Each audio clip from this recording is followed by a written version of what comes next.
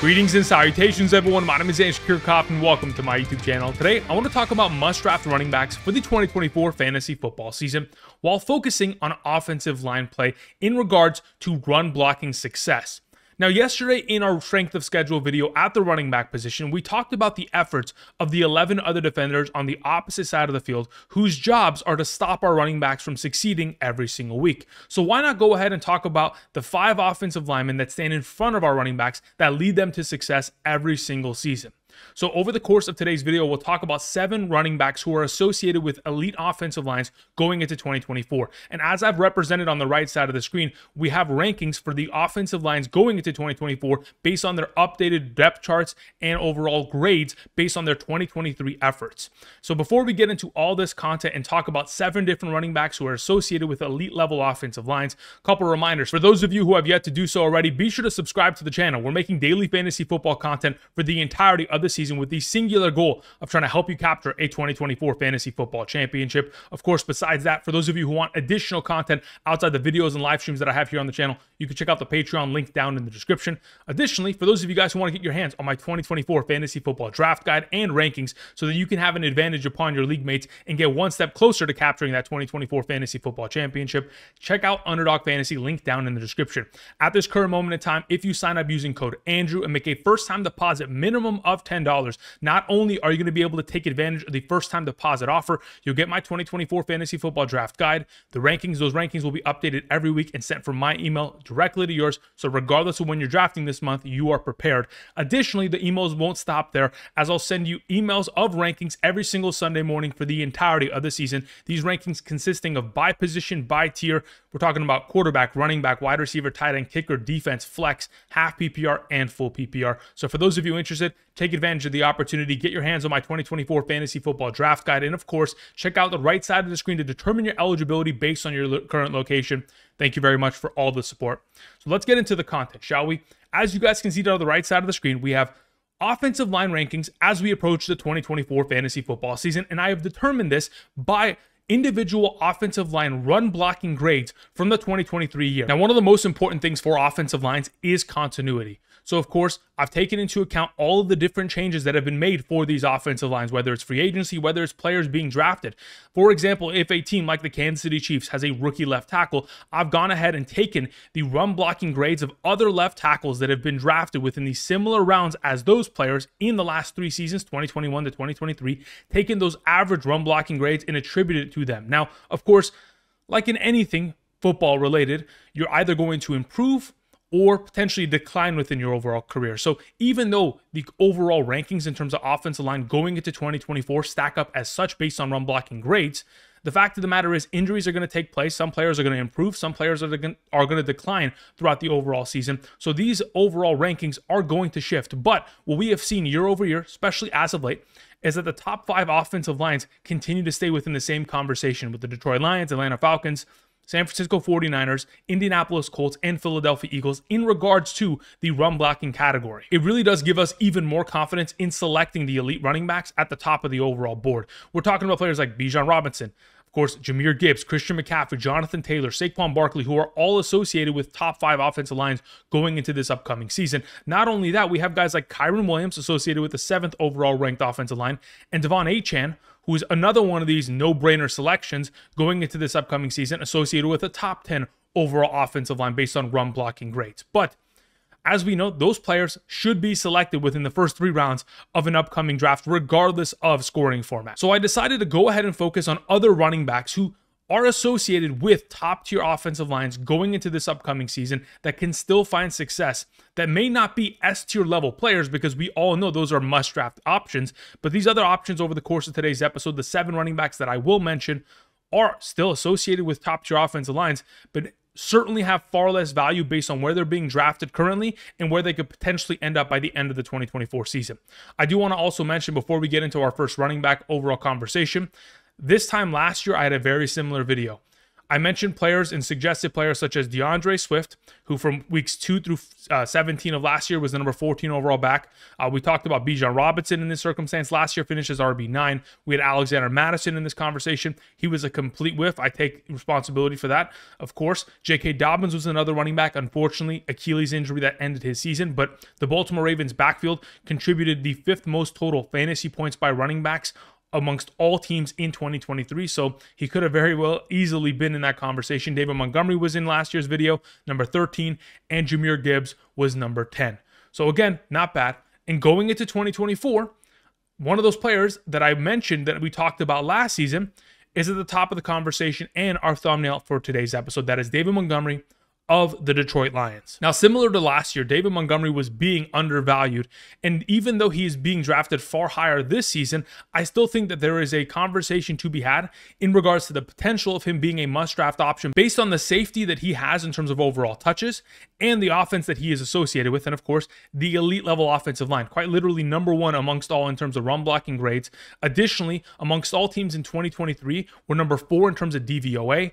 In terms of yards before contacts for running backs, they were ranked number 5. And in terms of run blocking win rates, they were number 11 amongst all teams in the National Football League. Additionally, like I mentioned earlier, one of the most important things regarding offensive line is continuity. 4 of their 5 starters return. They replaced one of their offensive guards who went to the Los Angeles Rams. They replaced him with Kevin Zeitler, a former offensive guard for the Baltimore Ravens. So they make an upgrade and improve their offensive guard, and that is why they're the number 1 ranked offensive line going into the season, and why I truly do believe we need to be investing in David Montgomery, who currently via Underdog Fantasy has an ADP of 73.2. He's RB17 off the board. Again, a great investment, especially when we take into account last season with this offensive line's efforts. He was able to get himself a career high 4.63 yards per carry on average, and he was able to get himself a 3.05 yard after contact per attempt average, which is the highest that he's been able to achieve since the year of 2020.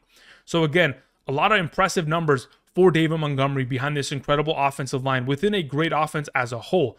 I mean, amongst all teams in the National Football League last year, this offense had the 2nd most running back rushing attempts, the 2nd most running back rushing yards, 2nd most touchdowns, and the 2nd most opportunities as a whole to the running back position. Just putting that into perspective, 550 opportunities, which is the combination of rushing attempts and targets at the running back position. And again, the conversation of why we want to draft David Montgomery doesn't just have to do with the fact that he's associated with an elite offensive line, an elite team. He has demonstrated that he can find success within this offense, but it also is the fact that if you're going to have an offense that is going to run the ball 450 times with their running backs, Jahmyr Gibbs is not going to be able to handle all of that. And we already went ahead and proved that last season from weeks 10 through 21. Throughout that span of time, there was 12 games of a sample size in which we saw both David Montgomery and Jahmyr Gibbs split this backfield. Though the overall snap share led to David Montgomery only playing 44% of the overall snaps, the opportunities that he was given were valuable ones, especially ones near the red zone. But overall, as a whole, throughout that span of time, those 12 games, averaging 15 touches per game and 12.91 fantasy points per game, which going into this upcoming season can very easily continue to find success, especially considering David Montgomery throughout this span of time, he handled 55% of the running back rushing attempts and 29% of the overall targets within this backfield, which could very easily duplicate going into this season. Now, when I talked about some of the more valuable touches and overall snaps that were going in the direction of David Montgomery, I did want to go ahead and mention from weeks 10 through 21, after the bye week, when we were witnessing the Detroit Lions offense utilizing both of these running backs to their maximum capacity, we saw the overall distribution of opportunities within the red zone go out as follows. Jahmyr Gibbs had 35 red zone rushing attempts through weeks 10 through 21 that led to 10 rushing touchdowns. David Montgomery, 36 red zone rushing attempts that led to 8 rushing touchdowns. So again, both of them with a 50-50 split within the red zone. And of course, this team being tied for number 1 amongst all in 2023 in terms of overall rushing touchdowns amongst all teams. I think it was 27 that they had. I think they tied also with, if I'm not mistaken, the San Francisco 49ers and of course the Miami Dolphins. There's a lot of opportunity on the table still for David Montgomery to be a valuable back and someone that, even though he is being, drafted at 73.2, which makes him a solid RB2 option, but additionally, the most valuable handcuff in all of fantasy football.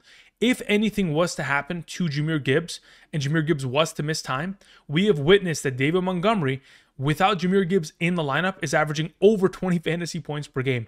So it's very much so capable in which he can go ahead and get himself into a top 5 standing if, in fact, anything was to happen to Jahmyr Gibbs, which I don't anticipate to happen. But again, he is the most valuable handcuff in fantasy football based on the team, the offensive line that he is associated with. All right, moving on to the next running back I wanted to mention. Speaking of valuable handcuffs, if anything was to happen to perhaps someone like Devon, we have seen from 2023 that Raheem Mostert is able to go ahead and carry this entire backfield week in and week out and find incredible success. Now, when we talk about the offensive line, of course, they were ranked 10 in terms of overall run blocking grades going into 2024. Number 3 in 2023 DVOA. Number 1 amongst all teams in terms of yards before contact at the running back position. And on top of that, they had the 4th highest overall run blocking win rate amongst all teams.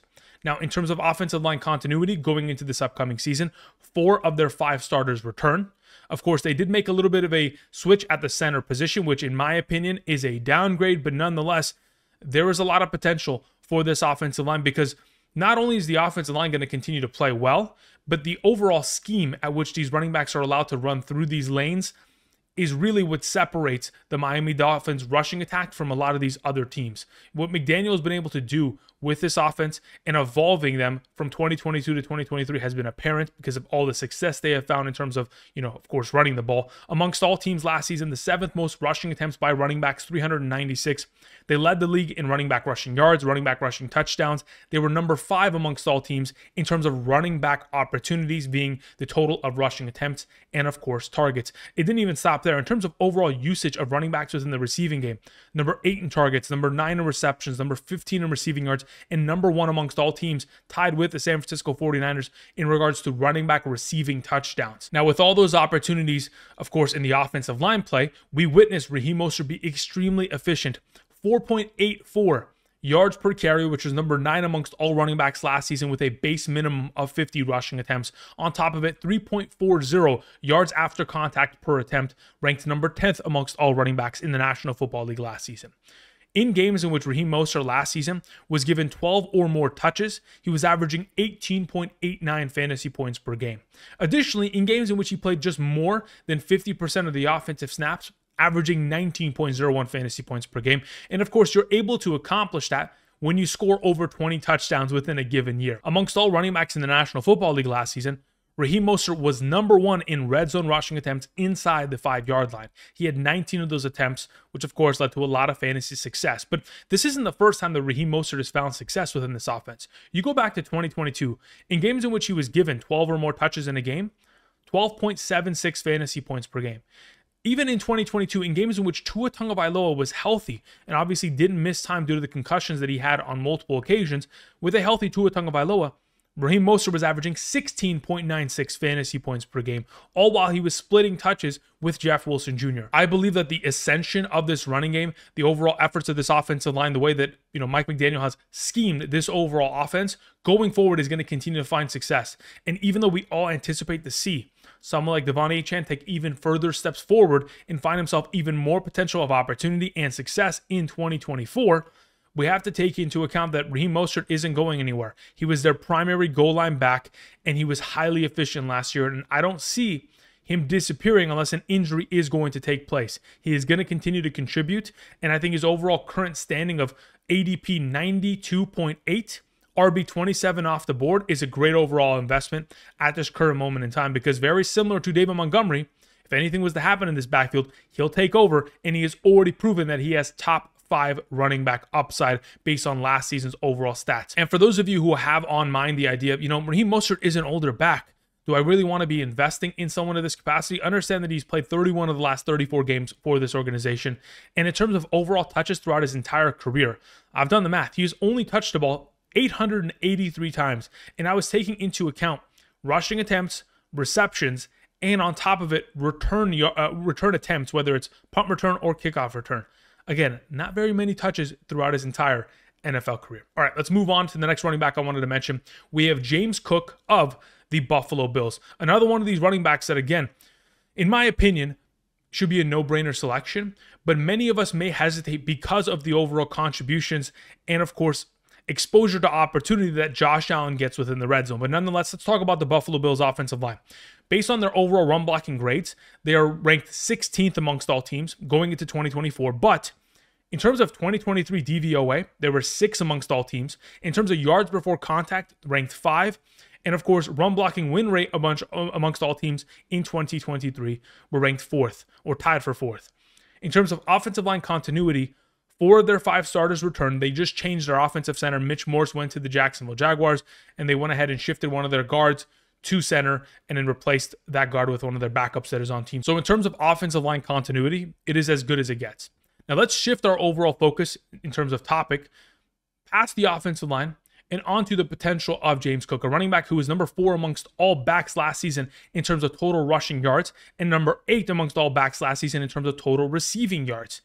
The efficiencies that he went ahead and demonstrated last season were incredible, and those numbers only continue to improve because he got more opportunities late in the year. From weeks 11 through 20, with Joe Brady as the offensive coordinator, we saw James Cook handling 20.1 touches per game and averaging 13.96 fantasy points per game, all while he was only averaging 0.44 touchdowns per game. Last season, he only scored 6 total touchdowns, 2 on the ground and 4 through the air. And going into this upcoming season, there is a potential in which he could score more. But if in fact we get into a situation in which Josh Allen continues to reign supreme within the red zone, I still do believe that James Cook is a must-draft running back based on his overall potential for success, based on the opportunities that he will be given. Besides his overall opportunities of touching about 20.1 times per game throughout weeks 11 through 20 of last season, when I went ahead and totaled the overall running back contributions between weeks 11 through 20, the 9 games in which they played with Joe Brady as the offensive coordinator, the running back position for this team, regardless of whether it was James Cook or potentially, Ty Johnson, whoever else was on the team, Latavius Murray, etc., the running backs throughout that span of time were averaging 26.33 attempts per game and 6.44 targets per game. Of course, when we talk about unimpeded volume of opportunity and being given a high level of opportunity, we want our running backs to get 70+% in both overall running back rushing attempts and targets when they are associated with a backfield that isn't giving their running backs, the second most rushing attempts within the overall league or top 5 within that category. We need to get over 70%, which hopefully James Cook is going to trend towards this offseason, mainly because of Joe Brady and his past influences and what we have heard him say this offseason. The past influences that I am specifically referring to is the fact that Joe Brady was on the coaching staff of the New Orleans Saints and was a coach between 2017 and 2018. He has seen up close and personal the capabilities of an Alvin Kamara. On top of it, he was the offensive coordinator of the Carolina Panthers from 2020 to 2021. He has seen the production of Christian McCaffrey. So why not go ahead and use James Cook in that role? And I think that's where we're trending in kind of positioning ourselves for 2024. When Joe Brady this offseason was asked about RB usage, he did mention the concept of workhorse running backs, and he said, however you guys define it, I obviously define it with 21 opportunities per game. He may define it differently, but in regards to his overall quote that followed in regards to running back usage within this offense, he talked about how James Cook, he calls him Jimbo, going into this upcoming season looks different. He looks stronger, he's more put together, and he's put in the work this offseason. And it's important for him because they're going to give him more touches going into 2024. And even though there is the looming threat of Josh Allen within the red zone for the Buffalo Bills offense since 2018, he has scored 53 of the total 98 rushing touchdowns this offense has scored. Over the course of the last couple seasons, these are the numbers of rushing touchdowns Josh Allen has had. 8, 9, 8, 6, 7, and 15. Obviously, there's a huge impact, and there's obviously the huge uptick of going to 15. If that number goes back down to 10, and there's a conversation in which we could end up seeing James Cook repeating his overall numbers in terms of overall yardage, receptions, receiving yards, and an increase with touchdowns, 4 or 5 extra, I mean, he very easily could be a top 10 running back by the end of the season, who is behind, in my opinion, going into this upcoming season, a top 10 offensive line. All right, moving on to the next running back I wanted to mention. Speaking of a top 10 offensive line that many people may not be kind of anticipating, I have the Chicago Bears here, who last season, in terms of DVOA, ranked 10th. In terms of yards before contact, ranked 5. In terms of run blocking win rate, ranked 2nd. And of course, in terms of 2024 grades at this overall run blocking stance, we have them ranked 11th. Again, outside of the top 10 conversation, and a running back that many of us may not be considering an incredible option based on the team that he is associated with now in comparison to the offensive lines he's been associated with in the past. I mean, when we talk about the offensive lines that he has been associated with, in 2022 was a member of the Detroit Lions. Throughout that span of time, of course, in 2022, averaging 5.47 yards per carry within that offense. Last season, as a member of the Philadelphia Eagles, of course, he was averaging 4.58 yards per carry. Both of those overall numbers, top 12 within their given seasons. And now we move on to the offensive line of the Chicago Bears, who last season, their running backs averaged 4.24 yards per carry, 12th amongst all teams in the National Football League. Honestly, pretty solid stats considering you had multiple running backs carry the ball, that some of them far more efficient than others.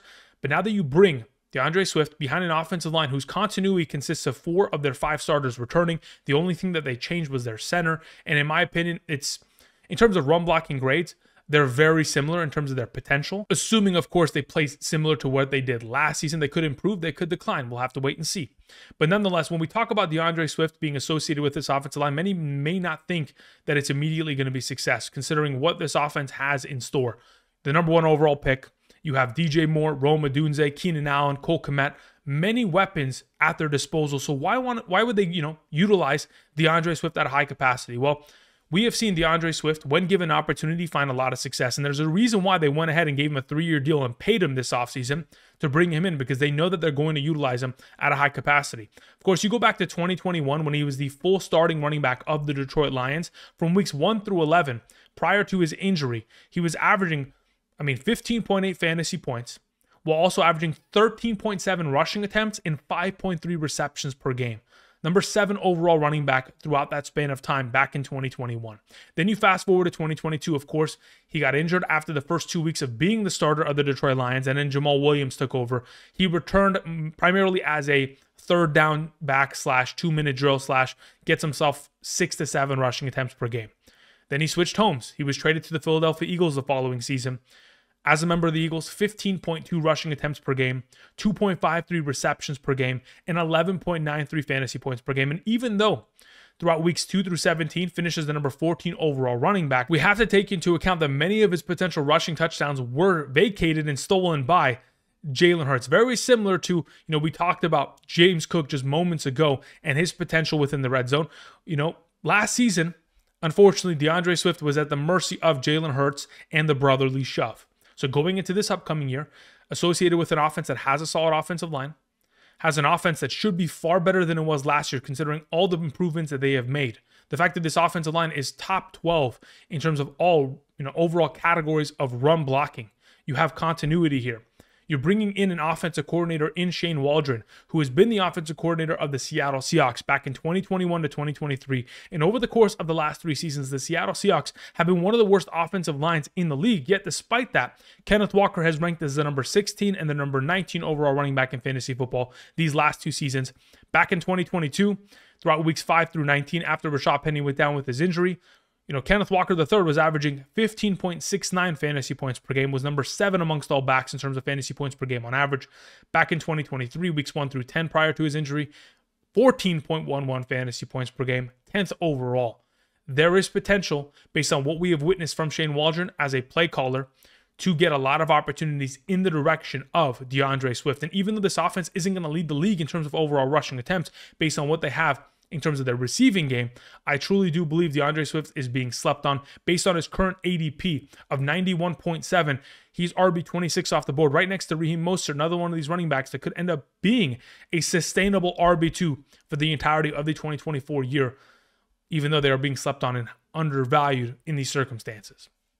Moving on to the next running back I wanted to mention, we have Javonte Williams of the Denver Broncos. Speaking of undervalued running backs, his current ADP is 111, RB34 off the board on average via Underdog Fantasy. And going into this upcoming season, the run blocking efforts of this offensive line for the Denver Broncos are going to continue to find success. In terms of overall grades, they're ranked 8th. In terms of DVOA last season, ranked 13th. In terms of yards before contact, unfortunately last season they were ranked 16th, but still, their run blocking win rate was 3rd amongst all teams in the National Football League last season. In terms of offensive line continuity, they're bringing back 4 of their 5 starters. They only changed their center. And they obviously paid the right guard a lot of money this offseason. The belly is getting paid, and obviously they're going to continue to feed the ball to their running backs, mainly because of how this offense is schemed. Sean Payton, being the head coach and the primary play caller here, wants to get their running backs involved as much as they possibly can. Even the offensive coordinator here of the Denver Broncos, who was the former offensive coordinator of the Los Angeles Chargers back in 2022, we witnessed a lot of running back opportunities, whether it's on the ground or through the air, and that is only going to continue. But what we have heard this offseason from Sean Payton, and what is beginning to, in my opinion, lead me back in the direction of potentially drafting Javonte Williams as a potential RB4 in many circumstances based on when he's being drafted off the board. We have heard Sean Payton have a lot of positivity in regards to Javonte Williams in comparison to this time last season, and we have even heard him say, like, in fairness to Javonte Williams, he was coming off an ACL last season. He came off of it 8 months, so even a month early in comparison to the normal of 9 months that it requires to recover. And now that he's fully healthy, he looks like a different player according to Sean Payton. Obviously, he's lost 11 pounds. He's faster, sharper, and far more ready, in my opinion, to be the lead back of a Sean Payton offense that we have seen in the past lead to a lot of success for fantasy running backs. And we have seen Javonte Williams be a great fantasy running back back in 2021. Even with splitting overall touches and carries with Melvin Gordon that year, Javonte Williams was RB17 that season. And last season, yes, he finished as RB30, but that should be his baseline minimum, assuming that Samaje Perine, Jaleel McLaughlin are not going to have, accelerated roles within this offense in comparison to what they had last season. Now, when we talk about unimpeded volume of opportunity, Javonte Williams was given a fair share of opportunity, and hopefully it just continues to grow this season. He had 68% of the running back rushing attempts within this offense and 41% of the overall running back targets. And if that target number continues to climb within this offense, there is a lot of potential, especially considering the fact that from 2018 to 2021, Sean Payton offenses gave their running backs 133, 143, 133, and 104 overall targets within those given years. And as you can see, a lot of rushing attempts on top of it, which can certainly suffice in regards to helping the value of multiple running backs within this backfield. But the one that we're focusing on and hoping can continue to find success is Javonte Williams. When you give him opportunity, he finds success. In 2023, games that he was given 16 or more touches, averaging 12.57 fantasy points per game. In games in which he played 50% of the snaps or more, averaging 13.52 fantasy points per game. Behind an offensive line that is continuing to improve, and him get healthier, lose weight, and hopefully be thrusted into a bigger role within this offense, I'm anticipating Javonte Williams to potentially outproduce his overall standing in terms of overall ADP as it currently stands via Underdog Fantasy, and be a far more dependable back in 2024. Moving on to some of the other running backs I wanted to mention. Our next running back, being James Conner, is associated with an offensive line that going into 2024 has the grade of the, this is really bad. They're ranked 28th amongst all based on the overall tier list rankings that I showed earlier in terms of overall run blocking grades. Yet last season, with very similar continuity, we're bringing back literally 4 of the 5 starters. The only difference is that we're moving Paris Johnson from right tackle to left tackle, and you're adding Jonah Williams to the right tackle position from the Cincinnati Bengals, which in my opinion shouldn't really make a huge difference. So again, via continuity, shouldn't be that big of a difference. Last season, based on DVOA, they were ranked 9th. In terms of yards before contact, they were tied for 5th. In terms of a run blocking win rate, they were number 4. They were also tied in that category. So there is a lot of potential here for James Conner within this offense and behind this offensive line to continue to find success. Last season, even though many of us did not expect much out of this offense, especially with the absence of Kyler Murray, they were still able to deliver a lot in comparison to what we really originally anticipated. Last season, from weeks 1 through 18 in the healthy games that James Conner played, he played 12 healthy games. He averaged 9.08 touches per game and 15.28 fantasy points per game. From weeks 1 through 4 was the number 14 overall back, number 19 in terms of fantasy points per game on average. From weeks 10 through 18, he was the number 7 overall back, 6th in terms of fantasy points per game on average. Now, when we had Kyler Murray return and James Conner at a full capacity from weeks 13 through 18, we witnessed some ridiculous success out of James Conner, averaging 23.4 touches per game and nearly 23 fantasy points per game. We know that this offense wants to continue to utilize him as the primary number one back. And when he has been given the opportunity to do that in seasons past, 2021 to 2023, in games in which he played 70% or more of the offensive snaps, averaging 19.39 fantasy points per game. I mean, again, he is a successful back when on the field. The question is, can he stay healthy? Can this offensive line continue to play as well as they have, even though the anticipation is that this offensive line should take a little bit of a step back this season based on their grades? But again, based on continuity, it is nearly identical. I mean, when we're talking about what James Conner has played behind in terms of offensive line the last 3 seasons, and yet he's been able to be a top 20 running back overall in each of those 3 years, just kind of gives you an understanding that sometimes the offensive line isn't the biggest overall influence to potential success. You know, it could be matchups, it could be the overall efforts of that running back, it could be the receiving game and the overall, you know, touchdowns a player scores. Again, other potential metrics and data that could influence success. But like I mentioned earlier, it's just a matter of, can James Conner stay on the field? Again, the idea of Trey Benson being, you know, drafted this offseason, being the primary handcuff, if in fact James Conner for another consecutive season is going to miss 3 to 4 games, could that dethrone his overall potential? I mean, Trey Benson currently, I mean, based on his ADP, is quite the investment. Like, he literally has to play, I mean, more than half of the games. He has to become the starter early on within this season. Otherwise, drafting James Conner where he stands and Trey Benson where he stands, the overall investment may not be able to return the value of, you know, selecting both of these Arizona Cardinals running backs. So if you're going to pick one, I'm leaning towards the starter. I'm leaning towards James Conner going into 2024. The final running back I wanted to mention is Rhamondre Stevenson of the New England Patriots. Again, I truly do believe Rhamondre Stevenson's current ADP of 81.7 is undervaluing him based on his, you know, offensive line play from last season. You know, ranked 9th in terms of DVOA, 4th in terms of run blocking win rate, 26th in terms of yards before contact, and of course, in terms of run blocking grades going into 2024, they're only ranked 21. I wanted to mention this team mainly because, again, continuity. They're bringing back 4 of their 5 starters. They did change their left tackle, bringing in the former left tackle of the Pittsburgh Steelers, Okafor. And going into this upcoming year, I do anticipate the scheme change in the overall offensive success change to differ from what it was last season, mainly because, like I mentioned in previous videos, the 2023 New England Patriots was the most dysfunctional offense in regards to Patriots offenses going back to the year 2000. They scored the least amount of touchdowns offensively, whether it's passing or, of course, rushing touchdowns since the year 2000. So going into this upcoming season with a new coaching staff, a new regime, and of course a new offensive play caller in Alex Van Pelt, the former offensive coordinator of the Cleveland Browns, we should see a complete shift, 180 for this offense, and of course the running game, something that they want to focus on. And like we've heard this offseason from head coach Gerard Mayo, is their number one emphasis on offense. They want to run the ball on offense, and they want to stop the run on defense. And the way that they're going to do that is through Rhamondre Stevenson. There's a reason why they went ahead and they paid Rhamondre Stevenson this offseason. Even though it wasn't the final year of his contract, they wanted to reassure Rhamondre that he has an opportunity to be the all-time leading rusher in this organization's history, stay with this team, and continue to lead them to success. Now, last season prior to his injury, of course, weeks 1 through 12, averaging nearly 17 touches per game and 11 plus fantasy points per game. Alex Van Pelt brings in an offensive scheme that he was able to gain from the Cleveland Browns offense last season, an offense that gave their running backs the 3rd most opportunities amongst all teams in the National Football League. You bring it in and you expose Rhamondre Stevenson, who back in 2022 was the number 11 overall back, was top 10 in both yards per carry and yards after contact per attempt. And on top of it, was top 10 in every single running back receiving category, being targets, receptions, receiving yards, and receiving touchdowns back in 2022. A capable running back that all he needs is a functional offense that surrounds him.